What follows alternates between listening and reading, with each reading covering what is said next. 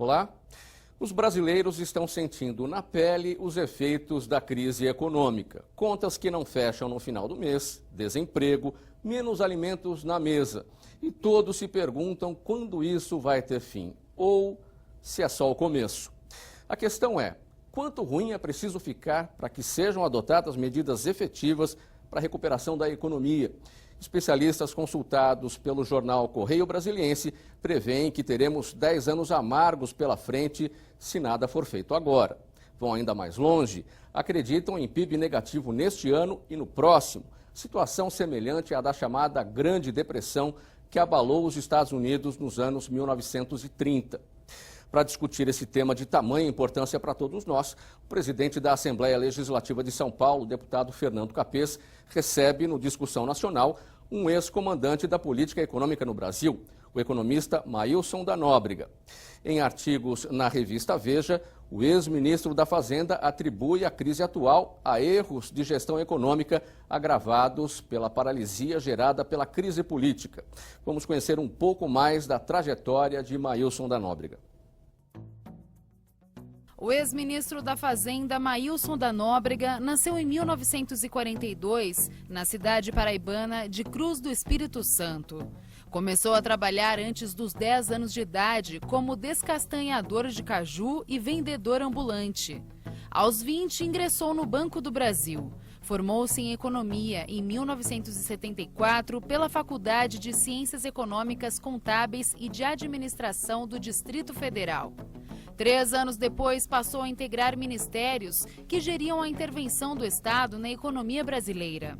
Entre 1983 e 1984, como secretário-geral do Ministério da Fazenda, coordenou o Sistema Brasileiro de Contas Públicas. Liderou os estudos que resultaram na criação da Secretaria do Tesouro Nacional, na extinção do orçamento monetário e na reestruturação das funções do Banco Central. Entre 1985 e 1987, dirigiu o Eurobras, European Brazilian Bank, em Londres. Foi ministro da Fazenda no governo Sarney entre 1988 e 1990, um dos períodos mais difíceis da economia brasileira. Hoje, presta consultoria técnica, faz palestras, integra conselhos de administração e escreve colunas em revistas e jornais. Publicou 5 livros, inclusive uma autobiografia, Além do Feijão com Arroz, em 2010. Hoje, o Discussão Nacional e a Assembleia Legislativa do Estado de São Paulo, a maior assembleia do país e o segundo maior parlamento da América Latina, se sentem honrados com a presença do ministro e professor Maílson da Nóbrega. Um ser humano sereno, equilibrado, que transmite calma e tranquilidade, mesmo nos momentos mais difíceis da vida e da economia. E é, sobretudo, além de um professor que detém o amplo conhecimento teórico sobre o tema da economia, uma pessoa, um administrador de enorme experiência, que, como você viu, comandou o timão da economia no momento em que estávamos à beira de uma hiperinflação de 80%. Por isso, nós vamos perguntar aqui e ouvir as lições do ministro Maílson da Nóbrega. Quais as causas dessa crise? Qual a sua gravidade? Os possíveis caminhos e soluções? E quanto que essa crise política está influenciando nos problemas econômicos que já estão batendo na sua porta e tornando sua mesa mais cara? Ministro, enorme honra de recebê-lo aqui. Em primeiro lugar, eu quero ouvir as suas considerações iniciais para depois endereçar-lhe a primeira pergunta. Mas saiba que os 94 deputados desta casa se sentiram honrados e todos me cumprimentaram pela iniciativa de ter chamado Vossa Excelência para esse debate. Bom deputado, bom presidente, muito obrigado. Eu que sinto honrado com a minha presença, a surpresa de uma exibição rápida de minha trajetória, né? Um trabalho jornalístico interessante. Né? E dizer o seguinte, eu estou aberto para as indagações que Vossa Excelência julgar conveniente, sem antes dizer que, óbvio, o Brasil vive um dos momentos mais graves de sua história. Como eu tenho sustentado, não é ainda o pior momento, já vivemos momentos piores do que esse, tanto no campo econômico quanto no campo político. A crise política maior do que essa existiu na época do presidente João Goulart, porque crise política mais séria é aquela que não se resolve e que conduz a uma ruptura. Tivemos uma ruptura democrática em 1964. Esta agora é uma crise política resultante de um conjunto de erros do governo, da inabilidade da presidência da República, a deficiência de liderança que infelizmente ela exibe, mas é uma crise que pode caminhar seguramente para uma solução. Eu não acredito em retrocessos no Brasil, eu não acredito que o Brasil volte a ser um país varrido pela hiperinflação, e por incrível que pareça, né, eu não estou desanimado. Né?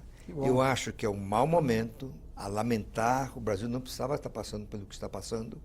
Nós vamos ter 3 anos de muita dificuldade ainda, mas se tivermos tempos ao longo do programa, eu queria tentar mostrar aos seus telespectadores que há margem para esperanças no futuro do Brasil. Eu acho que nós estamos caminhando para uma virada. E essa virada, claro que ela tem riscos, mas ela tem tudo para fazer o Brasil iniciar um novo ciclo de mudanças institucionais que preparam o país para uma fase mais próspera para o futuro. As gerações de futuro não podem desistir do Brasil, como dizia o ex-governador Eduardo Campos. Ministro, desde a Constituição Federal de 1988, a chamada Constituição Cidadã, a primeira Constituição Democrática desde 1946, inúmeros direitos de natureza social, direitos trabalhistas e direitos ligados ao exercício de funções públicas começaram a ser assegurados pela Carta Maior. E, naquele primeiro momento, o próprio relator, senador Bernardo Cabral, os parlamentares, os constituintes que estavam naquela Assembleia, começaram a inserir de tudo o que lhes era solicitado. Talvez o problema fosse que aquela Assembleia não era uma Assembleia apenas constituinte, não era uma eleição de representantes só para votar a Constituição, mas era a formação do Congresso Nacional. Então, foi aquela festa de direitos sem ninguém perguntar se haveria recursos e dinheiro para honrar tantos direitos. Bem, ao longo dos anos, nós estamos aí completando 27 anos, completamos dia 5 de outubro, 27 anos da Constituição, os políticos continuaram sempre ouvindo o canto da sereia e prometendo, recebendo em troca o aplauso fácil. O custo Brasil, em razão de todos esses direitos, está retirando a nossa competitividade? O que precisaria ser revisto numa Constituição que já está com quase 100 emendas desde a sua edição para tornar o Brasil mais competitivo e gerar empregos? Olha, presidente, na época da Constituição que eu acompanhei como ministro da Fazenda, participei de muitas reuniões, tentei, em alguns momentos, demover os parlamentares do que me parecia algumas loucuras, né? Mas o ambiente era muito favorável à aprovação e, como Vossa Excelência falou, o aplauso fácil, né, induziu muitas pessoas a inserir na Constituição direitos que não podem ser contestados. Né? O problema era, como Vossa Excelência falou, se o Brasil estava em condições de garantir todos aqueles direitos. Né? O Brasil constituiu um estado de bem-estar social a partir da Constituição de 88, isso foi aprofundado em governos posteriores, que pode ter semelhanças com o estado de bem-estar social europeu. Digamos assim, o estado de bem-estar social para um país de 30, 40 mil dólares de renda per capita, para um país de 10 mil dólares de renda per capita. Claro que isso ia criar algum problema lá na frente. Mais do que isso, na mim foi um desastre fiscal que agora todo o seu peso começa a se abater sobre a sociedade brasileira, sobre a economia brasileira. Né? Além do mais, os benefícios foram, em sua maioria, pelo menos o seu valor no seu montante, no seu custo, direcionados não aos segmentos menos favorecidos, não às crianças que deviam ter sido objeto da preocupação dos constituintes, mas para os idosos. Né? A Constituição, o maior peso das decisões tomadas pelos constituintes foi o seu efeito nas contas da Previdência Social. Só para se ter uma ideia, em 1987, o Brasil gastava 4% do PIB em benefícios previdenciários. 27 anos depois, o PIB dobrou de tamanho e nós estamos gastando 12% do PIB. O que significa dizer que nós multiplicamos por 6 os gastos previdenciários. Né? E ele se dirige aos idosos. Isso, como a gente sabe, estatísticas recentes mostram que apenas 9% dos idosos vivem em famílias consideradas pobres, enquanto 42% das crianças, isto é, o futuro, e que devia ser objeto da maior atenção, vivem em famílias pobres. E a Previdência Social hoje é um dos principais fatores a explicar as dificuldades fiscais do Brasil. Os custos previdenciários, incluindo o INSS e a aposentadoria do setor público, nas 3 esferas do governo, já representam mais da metade do gasto primário do país. Não tem nada parecido no mundo. Né? Então, nós vamos ter que enfrentar essa situação. Como enfrentar? Eu acho que, cada vez mais, felizmente, a sociedade brasileira está percebendo que esse esquema é inviável. Não é possível continuar aposentando brasileiros com 55 anos de idade para homens e 52 de idade para mulheres, quando a gente sabe que nos últimos 30 anos aumentou, para nossa satisfação, substancialmente a expectativa de vida. Nós estamos vivendo no Brasil algumas situações em que o indivíduo leva mais tempo recebendo aposentadoria do que trabalhando. Né? Isso realmente não tem em lugar nenhum. E outro defeito da Constituição de 88, né? Além de outros como ampliar direitos dos servidores públicos, criar obrigações do Estado que podem ser hoje questionáveis, né?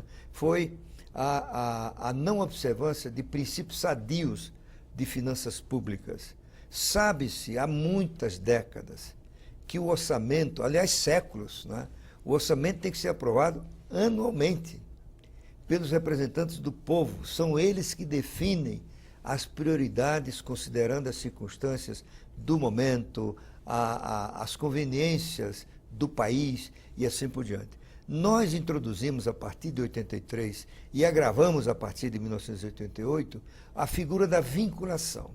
Então nós vinculamos receitas a despesas. Começou com 13% para a educação dos gastos federais, depois foi para 18% dos gastos federais, 25% dos gastos estaduais e municipais. Agora consagramos uma nova vinculação à saúde com 15% da receita líquida. Já são 40 aí. Já são 40. Você considerar mais os gastos, custeio pessoal, a dívida pública cujo serviço tem que ser pago, né? E tem um defeito básico nisso aí, presidente, que é o parlamento de hoje definindo as decisões do parlamento do futuro. Perfeito. Quem me diz que daqui a 30 anos a prioridade será gastar 25% da arrecadação estadual em educação? Você tem cidades aqui em São Paulo, no estado de São Paulo, que o número de crianças está diminuindo, fruto da mudança demográfica. Daqui a alguns anos não vai ter crianças suficiente para encher as salas de aulas que existem hoje, país afora, no estado de São Paulo em particular. Então, mas o prefeito tem que gastar os 25% dos impostos, senão ele está cometendo crime de responsabilidade. E aí você começa a gerar desperdício, disfunções. Ele tem que gastar aquilo com ônibus, com ginásios e tudo mais, né? Quando, na verdade, cada vez mais, o gasto público no campo social, ele tem que se dirigir cada vez mais para os idosos, que constituirão lá na frente, já começa a constituir, a parcela mais expressiva da população. Né? Isso eu acho que tem que ser revisto com coragem. Claro, as corporações da educação, que são muito poderosas no Brasil. A gente tem visto, eles se mobilizam nesse momento. O senhor pode ver isso hoje? Estou vendo hoje, com essa medida de racionalidade do governo do Estado no campo da educação, eles estão se surgindo contra. E eu acho que eles têm uma parcela de contribuição para essa vinculação excessiva de recursos. E conseguiram, recentemente, uma coisa absolutamente absurda, né? É difícil falar isso, mas é absurda, em que o país tem que gastar 10% do PIB em educação. Revelando uma percepção equivocada que você melhora a educação gastando mais. Você melhora a educação gerindo melhor os recursos, né? Gerindo melhor as escolas, os currículos e assim por diante. Nenhum país gasta 10% do PIB em educação. A China gasta 4% do PIB em educação, menos até, um pouco menos. O Brasil gasta 1,5 vezes proporcionalmente falando. E é de péssima qualidade. Exatamente. Essa é a questão. E a China, com 4%, fez uma revolução na educação. Porque o êxito da China, sem dúvida alguma, tem a ver com educação. A China é um êxito de educação. Uma de suas universidades agora passou o MIT, aquela famosa universidade de Boston, como a maior produção intelectual de que o MIT. Né? A Xangai é campeã no concurso do PISA. O Brasil está lá em posição 62, 63. Xangai é número 1. Professor, só fazer um cálculo aqui com o senhor. O PIB da China está por volta de 14 trilhões? De dólares. 14 trilhões de dólares. Acho que é menos. 14 trilhões dos Estados Unidos. Mas então 10 a 14 trilhões, digamos. Vamos dizer que seja, então, vamos dizer 12 trilhões de dólares. Sim. Pronto. 4% de 12 trilhões, 10% dá 1 trilhão e 200, 300 milhões de dólares. Seria isso? 300 bilhões de dólares. 300 bilhões de dólares. 300 bilhões de dólares. O Brasil tem um PIB de 1,5. Por aí. 1,5. Nós vamos botar 10%, 150 bilhões. Então a China gasta 300 bilhões e o Brasil 150. Só que a China vai gasta gastar 300, 150. Vai gastar 150. A China gasta 300 bilhões por uma população de 1,5 bilhão de habitantes. Por aí. E o Brasil gasta metade disso para uma população de 200 milhões de habitantes, 220 milhões de habitantes. Ou seja, nós estamos gastando muito mais do que a China proporcionalmente, estamos tendo uma educação muito inferior a isso. Ah, perfeitamente. Eu gostei muito desse cálculo, grosso modo, que Vossa Excelência fez, porque mostra que o gasto per capita chinês é menor do que o brasileiro e, mesmo assim, os chineses puseram um homem em órbita. Os chineses têm um plano de levar um chinês, um habitante do país, para a Lua. A China hoje está na liderança de tecnologia de ponta, por exemplo, da nanotecnologia. A China superou a Alemanha recentemente como a nação mais avançada na produção de painéis solares para gerar energia solar. Né? E a China invadiu o mundo com produtos industrializados de preço baixo e qualidade razoável. Né? E, novamente, isso foi uma revolução na educação. E só uma curiosidade que as pessoas geralmente não se dão conta, na China os recursos do Estado estão direcionados essencialmente ao estilo fundamental, ao ensino fundamental. A educação superior na China não é gratuita. O Estado subsidia o aluno talentoso cuja família não consegue passar a sua mensalidade. E na parte superior, a China faz um esforço expressivo de mandar gente para o exterior. A China tem hoje 400 mil estudantes no exterior, em curso de extensão. Nos Estados Unidos, metade dos estrangeiros que fazem cursos de pós-graduação nos Estados Unidos, metade é de chineses. Né? Então, a China investiu na qualidade da educação. Mas só manda os alunos para estudarem pós-graduação e depois dar o ensino fundamental forte. Não adianta fazer o telhado sem construir o alicerce. Exatamente. Né? E nós aqui achamos que, além do mais, a ideia da assembleísmo. Tudo vai ser decidido com a assembleia de 5 mil municípios. Né? Eu acho que nenhum país faz isso. Eu acho que precisa uma revisão corajosa dessa questão da educação. Professor, só para o nosso telespectador, o professor, ministro Maílson da Nóbrega aponta as causas iniciais desse gargalo do qual não conseguimos sair, pelo qual não conseguimos passar. Primeiro, déficit da Previdência. Ou seja, as pessoas que se aposentam sem ter recolhido o suficiente para mantê-las em inatividade até o fim da vida, que estão vivendo mais e, portanto, é preciso refazer o cálculo entre o que ela tem que recolher e aquilo que lhe será pago como aposentadoria, porque senão outros terão que trabalhar para pagar e suprir esta diferença. Isso chama-se cálculo atuarial. O cálculo atuarial, ou seja, tem que ser revisto esse cálculo que mantém em pé os gastos da Previdência. Se não for revisto, muita gente continuará se aposentando sem que tenha recolhido o suficiente para mantê-la na inatividade. O primeiro ponto que o professor aponta.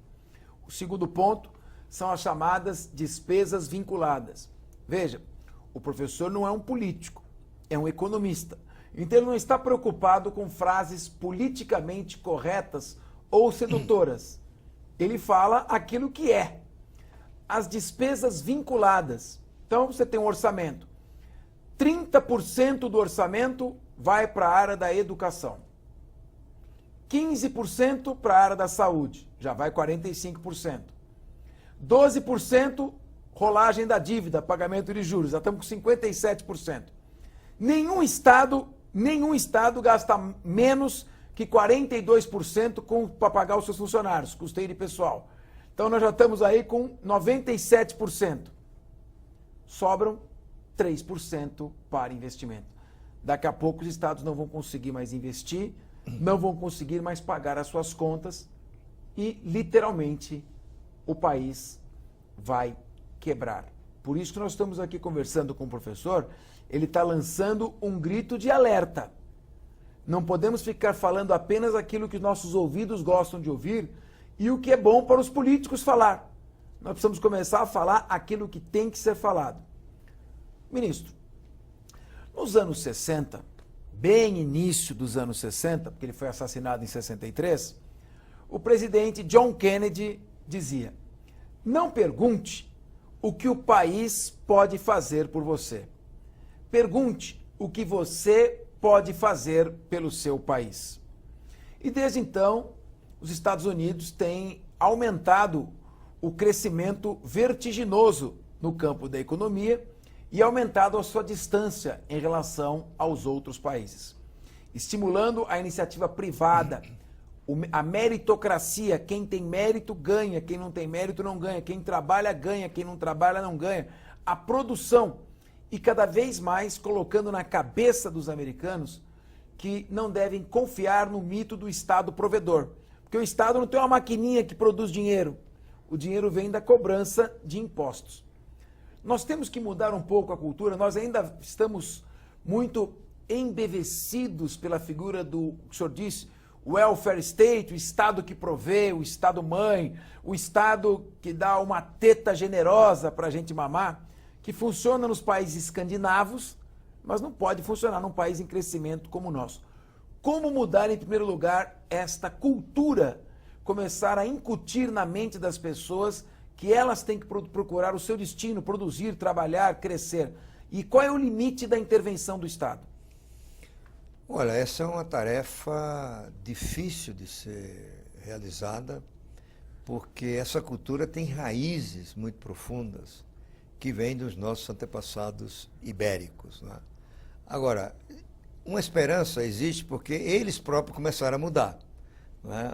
A Espanha de hoje, o Portugal de hoje, é muito diferente daquela época do patronalismo, do patrimonialismo, né? Por outro lado, a gente tem dois fatores que inibem, que não ajudam a essa transformação. Primeiro, a gente acabou de falar, a questão da educação. Só uma mente educada, com capacidade de reflexão, pode absorver a discussão correta, adequada em torno dessas questões e não se iludir com a pregação dos demagogos, né? Segundo lugar, eu acho que tem a ver também com o sistema político, porque o sistema político brasileiro, ele não gera conexão entre a ação do deputado, sobretudo no âmbito federal, do senador, e os seus efeitos na economia.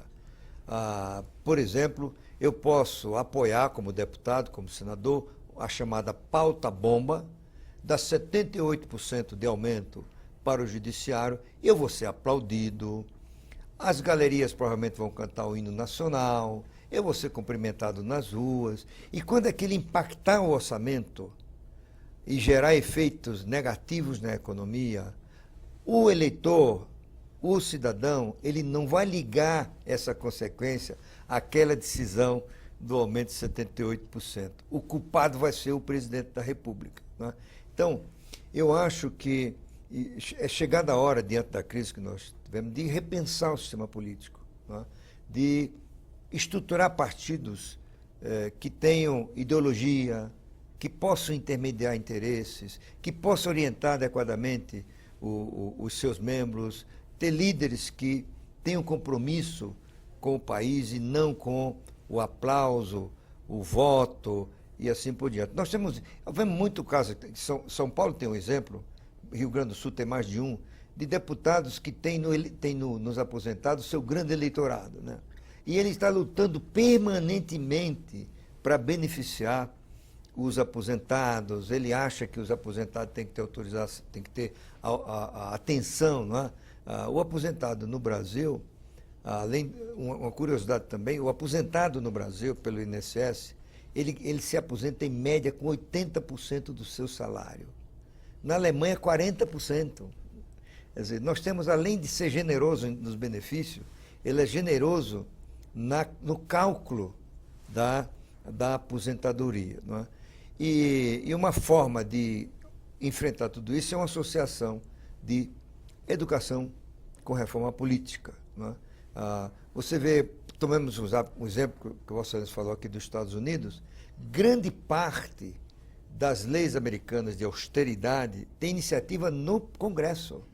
Aqui e acolá, como solicitação do Poder Executivo, mas é do Congresso que tem partido nos Estados Unidos as grandes leis que impõem restrições à expansão excessiva dos gastos. Isso pode acontecer no Brasil, como aconteceu na Espanha e em Portugal. Né? Isso depende muito de liderança, de uma renovação de lideranças que acontece, eu acho que vai acontecer. Isso é um processo lento, mas tem que ocorrer no Brasil. Professor, depois da falência do sistema feudal, que não conseguia mais produzir para manter os próprios moradores do feudo, os vassalos, né? Dos suzeranos e seus vassalos, houve uma crise de produção, aumento da população, não havia intercâmbio comercial, começou a entrar em falência o sistema feudal da Idade Média. Veio então a solidificação dos estados, a consolidação do absolutismo monárquico, reis que estavam preocupados apenas, principalmente na França continental, né? O Luís XIV dizia, l'état c'est moi, o Estado sou eu. E torrou todas as despesas em festas, na construção do Palácio de Versalhes, em guerras, enquanto o povo comia ratos na praça. Veio então o fascínio do Estado de Direito no século XIX. E no século XIX, o não intervencionismo do Estado na economia e na sociedade. O famoso laissez-faire, laissez-passer. O Estado l'état gendarme, o Estado que não intervém na economia. Ele assiste, deixa florescer a economia. Isso acabou revelando uma série de abusos e distorções em que o capital forte destruía o trabalhador em situação inferiorizada. Aí começamos a partir para o extremo oposto. Qual é o ponto de equilíbrio? Porque, num determinado momento, o Estado precisa criar direitos e assegurar o acesso do cidadão a esses direitos, porque senão ele não tem condições sequer de se manter sozinho. O Brasil hoje era para ser a sexta, é a nona economia mundial. Era para ser a sexta. É a nona economia mundial. É um país rico. Houve já uma entrada de um grande número de pessoas foram incluídas no mercado consumidor. Não está no momento exato de fazermos do pêndulo do não intervencionismo ao Estado que tem o mito de tentar prover todas as necessidades e quebra. Como encontrar, e o senhor como economista, como fazer o cálculo certo do ponto de equilíbrio? Bom, em primeiro lugar, parabéns pela sua síntese histórica, né? É uma bela síntese histórica, é isso que aconteceu mesmo. Eu faria uns pequenos adendos a essa sua síntese histórica, né? Que foi essa evolução, em grande parte, impulsionada pelas ideias do iluminismo, né, que levou à consolidação da democracia e tudo mais. E o mundo, ele dá uma guinada, chamemos assim, né, no sentido da riqueza. O sistema capitalista gera isso. É um processo que tem 150 anos só, né? Há 150, 200 anos atrás, um soldado, um trabalhador da Inglaterra, que estava em plena Revolução Industrial, tinha uma expectativa de vida e uma renda per capita semelhante ao de um soldado romano do princípio do primeiro milênio, né? Acontece que essa fase de intensa prosperidade, que levou à percepção de que o mundo sempre cresce, né? O rápido enriquecimento de um país também produz desigualdades. O recente ganhador do Prêmio Nobel de Economia, o economista britânico, mas cidadão americano, Deaton, ele mostra num livro que está sendo relido aí, eu estou olhando de novo esse livro, ele mostra que a prosperidade ela é geradora de desigualdade, porque alguns progridem rapidamente por força de sua capacidade de gestão, de inovação, né? A visão de mundo, visão de futuro. É o caso, por exemplo, do Bill Gates. O Bill Gates é um homem de 70 bilhões de dólares, ele aumentou a concentração de renda. E na segunda metade do século XIX, ficou evidente que a desigualdade estava aumentando, a miséria estava se ampliando. E é isso que gera uma efervescência que faz nascer a teoria socialista, né? Que os trabalhadores deveriam comandar o país, controlar os meios de produção, como a gente sabe. Ditadura do proletariado. Foi um desastre que custou vidas humanas aos milhões, a ditadura, o autoritarismo, o terrorismo de Estado e assim por diante. Mas o fato é o seguinte, a percepção dos próprios liberais de que era preciso enfrentar os problemas causados pela própria prosperidade, a concentração, o poder de mercado das corporações e tudo mais, e disso nascem as leis que geram, como você falou, a intervenção, a legalização dos sindicatos, o direito de greve, a limitação das horas, ainda muito lentamente. Por exemplo, no final do século XIX, foi aprovada na Inglaterra uma lei que estabelecia que as mulheres só precisavam trabalhar 11 horas por dia. Não é? Só 11 horas. Só 11 horas por dia. Era um grande avanço, né? O que a gente verifica é que depois da Segunda Guerra Mundial, como Vossa Excelência falou, isso se acelerou. Né? Se acelerou e chegou aos excessos, né, que resultaram numa desaceleração da própria economia, e alguns pensadores começaram a se insurgir contra esse excesso de ação do Estado. O professor Milton Friedman, americano, que foi Prêmio Nobel da Economia, foi um pioneiro nesse processo, mostrar que as pessoas estavam interpretando mal o Keynes. O Keynes não foi um cara que pregou o déficit público, o gasto do Estado. O Keynes não tem nada disso, né? Algumas universidades no Brasil distorceram o pensamento keynesiano para justificar a intervenção do Estado e o gasto excessivo. Eu acho que é difícil ter um ponto, saber qual é o ponto de equilíbrio, mas você tem que primeiro admitir que a intervenção do Estado para evitar o domínio dos mercados, para regular o sistema financeiro, para regular os monopólios naturais, para assegurar direitos do consumidor, isso eu acho que já faz parte do processo democrático, não tem como recuar. E eu acho que isso, na verdade, na medida que isso tudo aconteceu, o Estado contribuiu, através de mudanças institucionais, para aumentar a prosperidade, porque os mercados funcionam melhor, você não tem esse abancamento de mercados, o sistema financeiro é mais seguro, isso gera prosperidade, permite que as pessoas possam poupar e com a sua poupança financiar o desenvolvimento, etc, etc. O que deve ser feito? Tem uma coisa muito simples, é submeter as políticas públicas à permanente avaliação. E essa avaliação ela tem que ser feita com a participação do sistema político, dos congressos, das assembleias. Isso vem sendo pregado já por alguns economistas brasileiros. O professor Marcos Lisboa é um dos pioneiros nisso aí. E não é nada extraordinário, os coreanos fizeram isso, continuam fazendo. Você criou o Bolsa Família, perfeito. O Bolsa Família nasceu com Fernando Henrique, foi ampliado e mudado de nome com o presidente Lula, embora ele reivindique a paternidade da ideia, não é dele, ele apenas ampliou. Não é? Por que não submeter o Bolsa Família a uma avaliação permanente, pública, em que você possa criticar, apoiar, quais são os resultados que ela está trazendo? Realmente, o Bolsa Família está contribuindo para evitar a propagação da pobreza na segunda geração das famílias pobres ou não? Por quê? Porque a educação não está funcionando a contento, porque os filhos das famílias do Bolsa Família não estão se preparando para disputar o mercado de trabalho. Se você faz um programa de incentivos fiscais para estimular a indústria, isso tem que ser avaliado, isso está produzindo resultados. Por exemplo, se submeter a uma avaliação adequada, o programa de transferência de 400 bilhões de reais do Tesouro para o BNDES, e perguntar, isso deu resultado? A resposta eu posso já dizer aqui de cara, ousadamente, não deu. Deu para Cuba, para Angola, o dinheiro foi emprestado. E para os amigos do rei, certo? E o Brasil gasta hoje de subsídios nesses programas do BNDES mais do que gasta com o Bolsa Família, que beneficia 50 milhões de pessoas.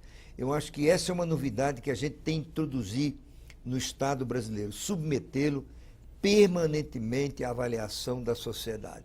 Não basta ter só a imprensa livre, independente, para divulgar os males da intervenção excessiva do Estado, para mostrar como essa desastrada intervenção da presidente Dilma, a medida provisória 579, que desarticulou o sistema elétrico brasileiro e causou um prejuízo enorme para o país. Nós temos que avaliar as consequências disso e destrinchar os equívocos e torná-los públicos na maior intensidade possível para inibir a sua repetição no futuro. E chegar a um ponto de dizer, olha, esse programa não tem mais sentido, vamos acabar. Não é? É difícil fazer isso no setor público, você cria interesses, né?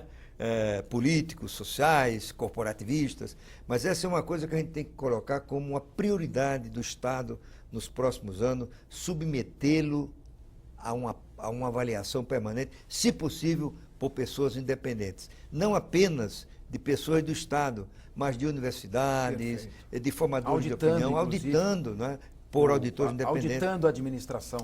E aí você vai encontrar o equilíbrio, tá certo? Porque você vai ser capaz de rever, extinguir, professor, modificar programas de governo.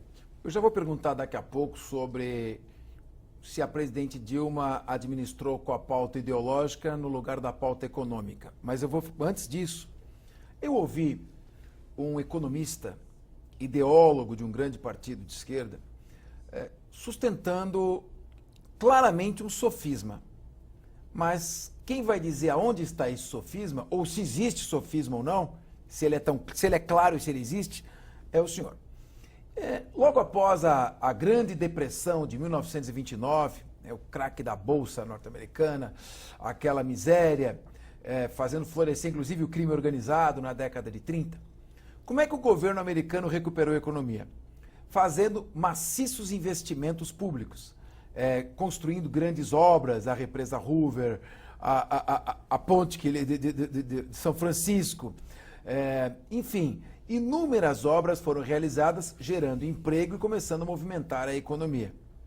Mas era a economia, ainda que com o crack, uma economia como a dos Estados Unidos. Queria dizer agora, inchar a máquina pública, criar maciços investimentos públicos, ter, por exemplo, como tem a Administração Pública Federal, 119 mil servidores comissionados na máquina administrativa federal. Isso gera emprego e, portanto, essas pessoas com dinheiro podem gastar. Mas aonde que está, digamos, o furo nesse raciocínio? Eu vou empregar bastante gente, vou pagar bastante salário, vou fazer grandes obras públicas, vou movimentar a economia. Por que isso não pode ser feito? E aonde está o furo disso? Por que funcionou com os Estados Unidos em 30 e não funciona agora? Ora, nos Estados Unidos, e o Keynes foi alguém que estudou isso profundamente, embora a obra dele seja de 1936, e o Roosevelt, que é o presidente que lidera esse processo, ele se elegeu em 1933. Ele tomou posse em 1933. Né? Mas há uma justificativa teórica para aquela época. Isto é, A depressão gerou uma queda de confiança gigantesca. E os consumidores se retraíram. Os empresários investiram menos, melhor dizendo. Então, o que aconteceu?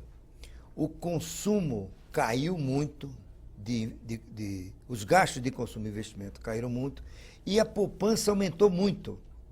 Esse aumento de poupança começou a gerar uma contração permanente na economia.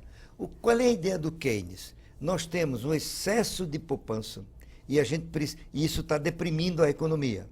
Os pulos do gato vamos gastar essa poupança. Mas os consumidores não querem consumir, os empresários não querem investir, então tem que ser o Estado.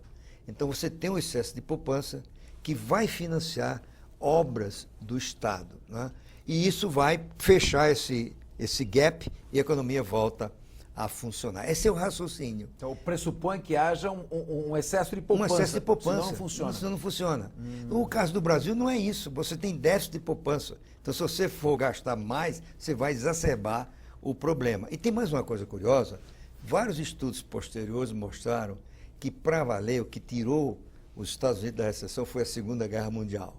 Porque os gastos da Segunda Guerra Mundial, tanto do Estado como no setor privado, a quantidade de aviões que se produziu, de arma, de canhão, de navio, de torpedeiros, isso gerou uma demanda, não é, na economia de aço, de pólvora, de roupa, de sapato, não é, para as tropas, etc., que impulsionou a economia. Porque em 1937, a economia começou a declinar de novo por um erro do Banco Central. E foi no início dos anos 40 que o impulso retomou. Mas, novamente, aplicar o remédio que o Keynes sugeria nos anos 30 para uma situação em que você tem escassez de poupança é realmente tentar confundir as coisas ou não entender. E é movido por uma visão ideológica, ao jeito, porque, na verdade, a interpretação do Keynes, do que ele propunha, foi muito conveniente para uma parte da esquerda. A esquerda que se desiludiu com o comunismo soviético achou no Keynes uma muleta, né, para continuar defendendo a ação estatal, né? E o Keynes chegou até a ser justificado como o inspirador da estatização de empresas. O Keynes não era nada disso. O Keynes era um privativista, ganhou muito dinheiro na Bolsa, era um capitalista, né? Tentaram usar o Keynes com ideais socialistas. E o genial dele é ter percebido, né, essas relações, e é dele que nasce a macroeconomia.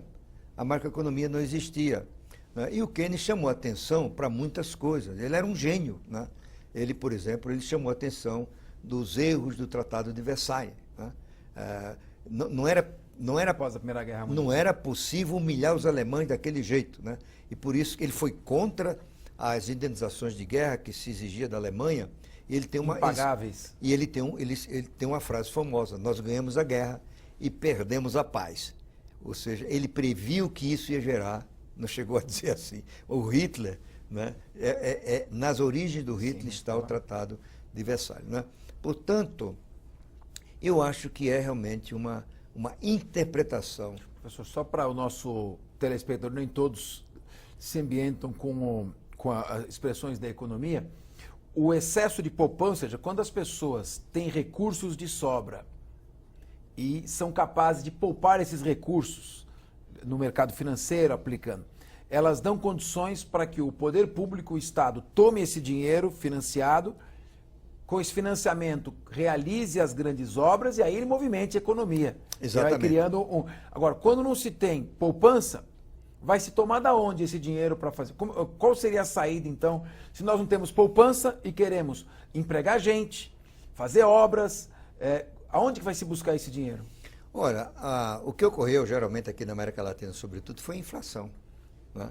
Você gastou mais do que tinha, não dispunha do mercado de capitais para financiar, porque também não tinha poupança, não tinha como importar poupança do exterior, porque eram países muito fechados, e o financiamento veio pela via da inflação. Não é por acaso que a América Latina é a região mais inflacionada do planeta, é a região que tem vários episódios deixa eu ir cortando o senhor, porque aí porque o raciocínio do senhor é tão perfeito. Muito obrigado. Que ele merece ser compreendido em todos os seus detalhes.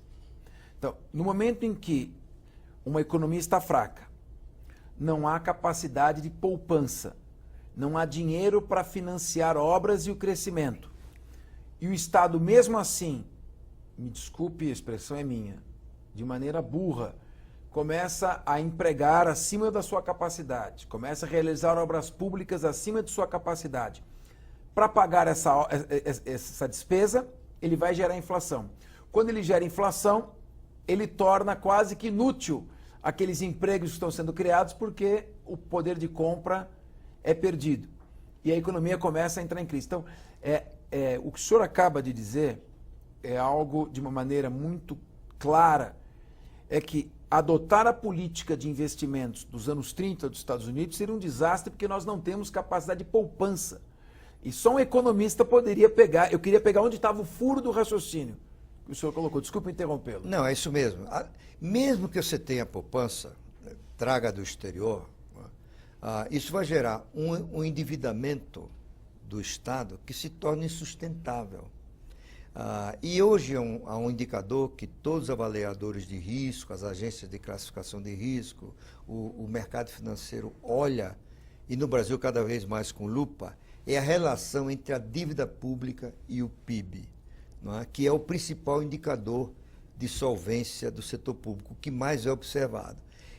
Mesmo que você consiga se endividar pelo que existe de poupança ainda na economia e vindo do exterior, você vai numa espiral, né, de crescimento, a dívida vai crescendo acima do PIB e essa relação vai subindo.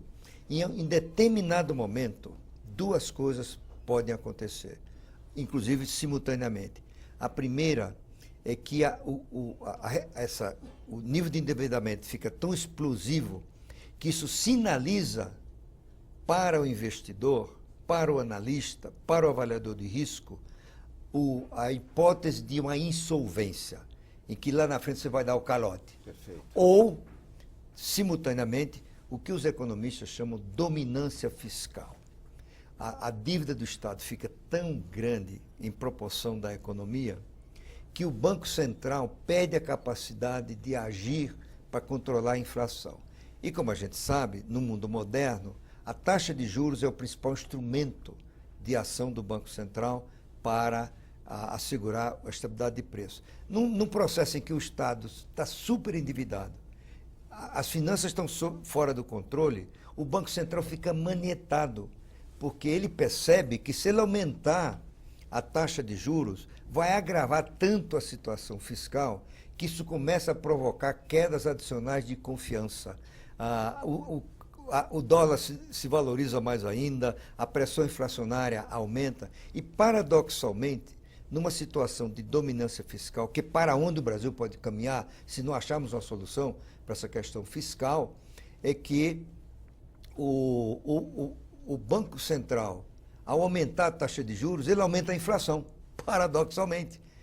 Não porque a taxa de juros aumenta a inflação, mas porque isso detona quedas adicionais de confiança, quedas adicionais de incertezas que fazem as empresas, os indivíduos adotarem atitudes defensivas e os mercados atuarem para aumentar a taxa de câmbio, a desvalorização cambial tem influência nos preços e a inflação aumenta. Professor, num programa de debates em que eu tive a honra de participar com o senhor e outros economistas, aprendi muito naquele programa, Roda Viva, o senhor já deu a resposta. A saída para a crise é o crescimento econômico. Então eu não vou perguntar para o senhor qual a saída, porque o senhor já disse que é o crescimento econômico. Agora, se o crescimento econômico não está na atividade do Estado de empregar com empregos públicos e de fazer investimentos públicos, porque nós estamos com uma reduzida capacidade de poupança, mas sim na iniciativa privada, por onde o senhor começaria? O setor agrícola, porque é a nossa vocação, o turismo, que emprega muita gente, porque é difícil a mecanização no setor de turismo, na extração de minérios, como é que em parcerias público-privadas, trazendo investimento externo, como é que o senhor começaria o crescimento econômico para sair desta crise? Olha, se nós estamos de acordo aqui que o Estado não tem o poder de promover a seu talento e o desenvolvimento, né? Mas ele tem a capacidade de criar as condições para o crescimento com ambiente institucional adequado, eu não olharia nenhum setor, certo? Eu olharia a produtividade, porque é a produtividade o principal motor de uma economia. A produtividade no sentido que você produz mais com os mesmos recursos. E a produtividade vem de um conjunto amplo de circunstâncias, desde a educação que qualifica o trabalhador, a maneira como a empresa é gerida, o ambiente externo da empresa, o sistema tributário, a legislação trabalhista, a viabilidade ou a sustentabilidade fiscal, a infraestrutura, a logística, a inovação, é um conjunto amplo. Há um estudo recente mostrando que 80% do crescimento dos Estados Unidos nos últimos 70 anos são explicados por ganhos de produtividade. E a produtividade no Brasil só acontece hoje para valer no agronegócio. A indústria está com produtividade negativa, e se o Brasil não ganhar produtividade, novamente, é o principal motor da economia, não tem crescimento. Não adianta você investir nisso, naquilo outro. E você só ganhará produtividade se fizer reformas institucionais que melhorem a qualidade do sistema tributário, essa maluquice que a gente construiu nos últimos 25, 30 anos, se nós modernizarmos a legislação trabalhista, se nós viabilizarmos a previdência social ao longo do tempo, né? Se melhorarmos a operação das agências reguladoras, se tornarmos essas agências independentes e providas de pessoal qualificado para gerar os melhores marcos regulatórios, para que gerarem confiança, enfim, instituições que melhorem o ambiente de negócios e que criem um incentivo, alinhem um incentivo para o empresário assumir riscos, né? E é isso que produz a prosperidade e a riqueza. Infelizmente, gerar reformas institucionais pressupõe liderança, com capacidade de reunir talentos, promover diagnósticos, conquistar apoio, mobilizar o sistema político, gerar a convergência de interesses para mudanças que contrariam muitos interesses, não é? Eu acho, infelizmente, eu não vejo no Brasil, neste momento, uma presidente da República com capacidade de exercer esta função. A presidente Dilma é uma pessoa bem intencionada, todos reconhecem que ela é uma pessoa honesta, mas ela, infelizmente, não reúne essas qualidades. Há um déficit inequívoco de liderança no país. E sempre bom lembrar, nos melhores manuais de liderança, que uma das qualidades essenciais do líder é sua capacidade de transmitir mensagens, de conquistar a sociedade para as suas ideias, para o seu programa, não é? A presidente Dilma tem uma deficiência enorme de comunicação, que isso dificulta muito o trabalho dela. Ela costuma ser confusa, não é? Não transmite a mensagem como deveria. Mas mesmo assim, se eu tenho 2 minutos mais de tempo, né, eu começo a me animar com a possibilidade de uma virada no Brasil a partir de 2019. Eu estou partindo do pressuposto de que, embora na democracia não se possa prever os resultados, uma das características da democracia é a imprevisibilidade de seus resultados, porque pressupõe a competição, né, a melhor possível. Eu acho que tudo indica que o ciclo de permanência do PT no governo está chegando ao fim. Dificilmente não haverá, mesmo o presidente Lula candidato,